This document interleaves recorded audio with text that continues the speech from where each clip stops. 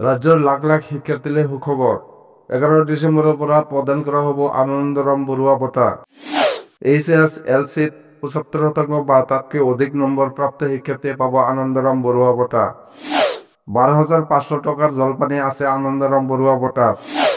২৬,৯৬৯ গৰাকী শিক্ষাৰ্থীয়ে পাব চলিত শিক্ষাবৰ্ষত আনন্দৰাম বৰুৱা বঁটা।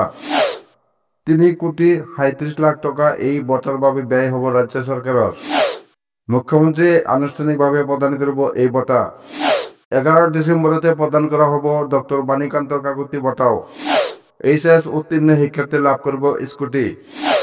৬০% নম্বৰ পোৱা ছাত্ৰী, ৭৫% পোৱা ছাত্ৰই পাব ড বাণীকান্ত কাকতি বঁটা।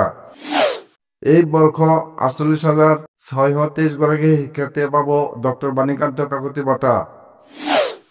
আনফালে নৱম শ্ৰেণীত অধ্যয়নৰত শিক্ষাৰ্থীকো প্ৰদান কৰা হ'ব চাইকেল।